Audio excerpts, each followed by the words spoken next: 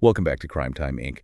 Today, we're going back to 1970s London, Yes. a city on edge as the IRA's bombing campaign intensified. Yeah, you're right. It was a period of immense fear and uncertainty, for Londoners.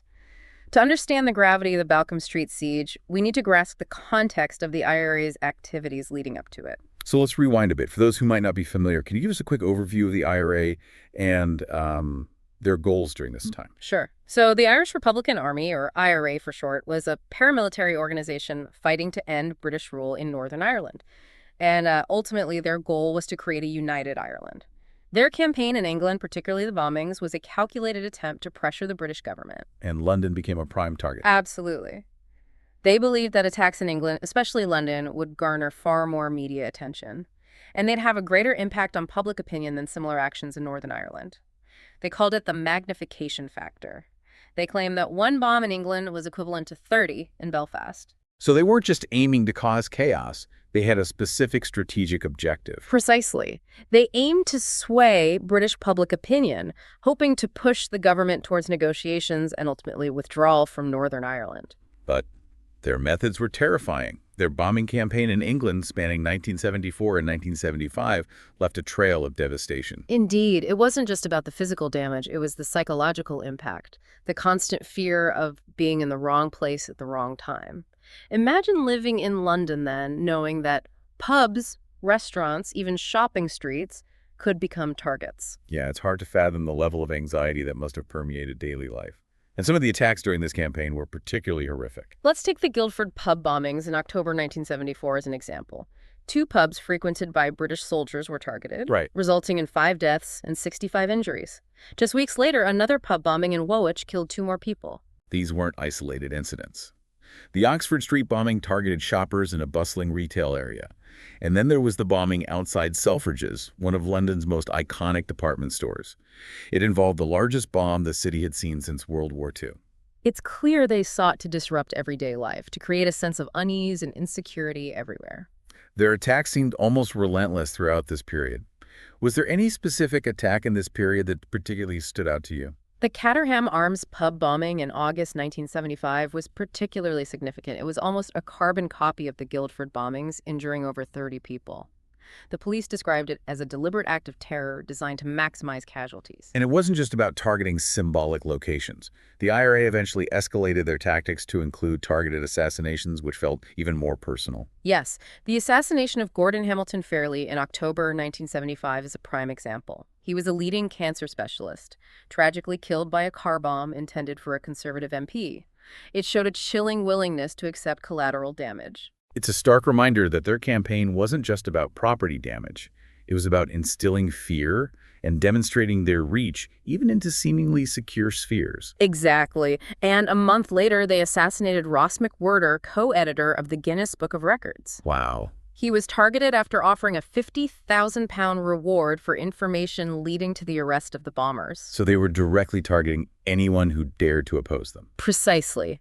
These assassinations sent a clear message: defiance would be met with brutal retaliation. It was a calculated move to silence opposition and further tighten their grip on the narrative. In response to this escalating violence, the Metropolitan Police launched Operation Combo. Can you tell us a bit about that? Operation Combo was a massive undertaking, a desperate attempt to gain control of the situation. The police flooded the streets of London with plainclothes officers, hoping to catch the IRA operatives in the act. It was a high-stakes game of cat and mouse. Absolutely. And it was during this operation in December 1975 that the police inadvertently stumbled upon the group that would become the focus of the Balcombe Street Siege. So it was Operation Combo that indirectly led to the dramatic standoff on Balcombe Street. Yes, it did. 4 IRA men, Joe O'Connell, Edward Butler, Harry Duggan, and Hugh Doherty, were being followed by police after they fired shots at Scott's Restaurant, a place they had previously bombed. It seems like they had a pattern of revisiting locations they'd attacked before. You're right, it was a brazen tactic, almost like a calling card. But this time the police were ready. And that pursuit ultimately led them to Balcombe Street. Yes. As the police closed in, the 4 men, desperate to escape, burst into a flat, taking the unsuspecting couple who lived there, John and Sheila Matthews, hostage. And that marked the beginning of the 6-day siege that would grip the nation. Exactly. What began as a police chase through the streets of London escalated into a tense standoff, a life-or-death struggle that would test the limits of both the gunmen and the authorities. Let's step into that flat on Balcombe Street, where John and Sheila Matthews suddenly found themselves trapped with four armed IRA gunmen. It's December 1975, and their home has become a prison. I can't even imagine the terror they must have felt. Their lives were completely upended in an instant. Absolutely. Their living room, once a space of comfort and familiarity, transformed into a battleground of nerves. The constant presence of the gunmen, the uncertainty of their intentions. It must have been a psychological nightmare. It really highlights the human cost of this conflict, the impact on ordinary people caught in the crossfire. You're absolutely right. And remember, this wasn't just happening behind closed doors. Why? The entire city of London was watching, holding its breath as the siege unfolded. Newspapers, radio, television, everyone was glued to the updates. A collective anxiety gripping the nation. Yeah, the weight of that public attention must have been immense for everyone involved. The gunmen, the hostages, and especially the police, who were tasked with resolving the situation. The police were facing an impossible dilemma. They had to apprehend dangerous criminals while ensuring the safety of the hostages. One wrong move could have resulted in tragedy. It must have been a pressure cooker for the police negotiators. They couldn't afford to make any mistakes. Detective Superintendent Peter Imbert led the negotiations, and his role was crucial.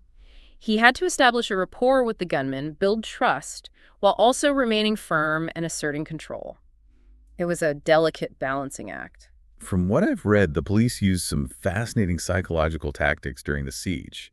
It was almost like a game of chess trying to outmaneuver the gunmen. They certainly did. They knew the gunmen were likely monitoring the news, so they strategically fed them information, hoping to influence their decisions. Okay. For instance, they leaked false reports about the SAS being deployed, aiming to create fear and uncertainty among the gunmen. So they weren't just negotiating, they were actively trying to manipulate the situation to their advantage. Exactly. It was psychological warfare.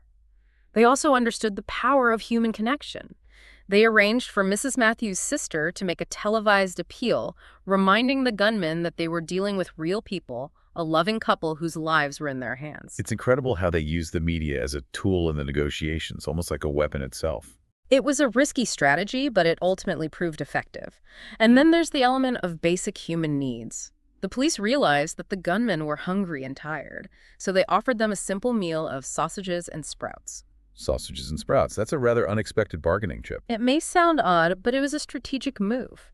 It showed the gunmen that the police were willing to address their basic needs, that they weren't just treating them as monsters.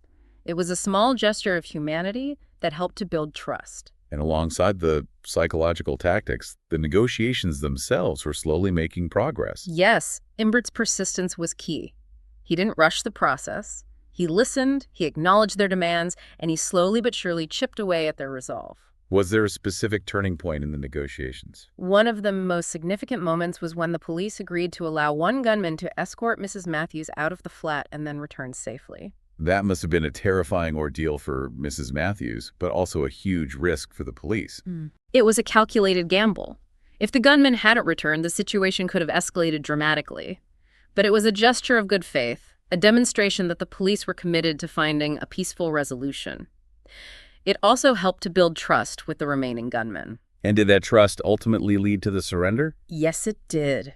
After 6 days of intense negotiations, the gunmen one by one laid down their arms and surrendered to the police. I can only imagine the wave of relief that must have swept over everyone, the hostages, the negotiators, and the entire nation watching from the sidelines. It was a collective exhale, a moment of shared joy and gratitude. The nightmare was finally over, the hostages were safe, and the gunmen were in custody. It's a testament to the skill of the negotiators and the bravery of everyone involved, especially the hostages who endured those 6 harrowing days. Absolutely. But the story doesn't end there. The surrender was just the beginning of another chapter, the legal aftermath and the long road towards justice. So now that the gunmen were in custody, what happened next? Did they face trial for their actions? Oh, they absolutely did. The Balcombe Street Four, as they came to be known, were put on trial for a multitude of charges, including murder, attempted murder, and conspiracy to cause explosions. It was a highly publicized case, a legal battle that captivated the nation. Given the nature of their crimes, it must have been a complex legal process. It was. Remember, these men were part of a clandestine organization, and proving their guilt beyond a reasonable doubt required meticulous investigation. The police had to connect the dots, linking them to the bombings, the shootings, and the siege itself. What kind of evidence did the prosecution present? Was it difficult to build a strong case against them? Well, the prosecution built a multifaceted case, drawing on forensic evidence, witness testimonies, and even confessions from the gunmen themselves. They painstakingly traced the movements of the IRA cell, connecting them to the various attacks, including the bombing materials, firearms, and even fingerprints found at the scenes. So despite the challenges of dealing with a secretive organization, the police were able to gather substantial evidence. Yes, they were.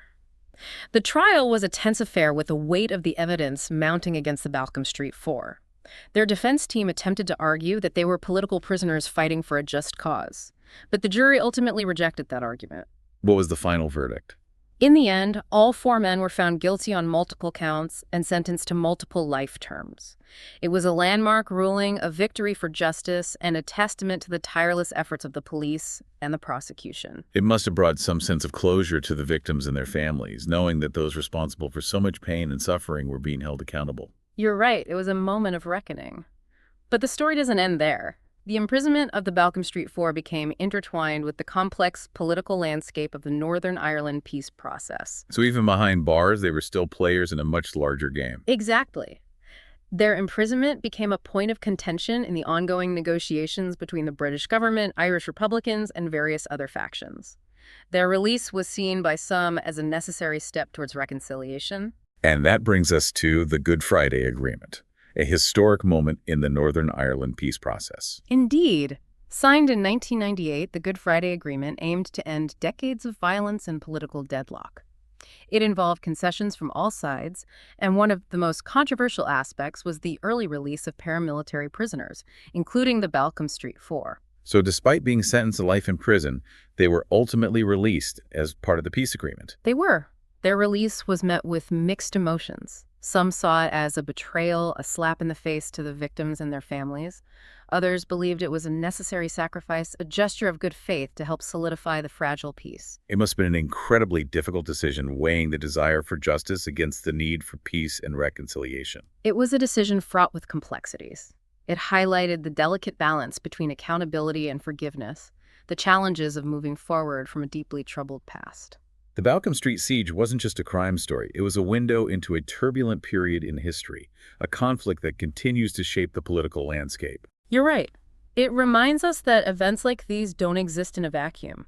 They're products of complex historical and political forces, and their repercussions can ripple through generations. It's a story filled with darkness and violence, but also glimmers of hope and the resilience of the human spirit. It's a reminder of the fragility of peace and the constant need for dialogue, understanding, and empathy. It's a story that continues to resonate today, urging us to learn from the past and work towards a more peaceful future. I'm sure Simon and Tom will have a lot to say about this case in their weekly review show tomorrow, but in the meantime, tune in on Monday for another great true crime episode.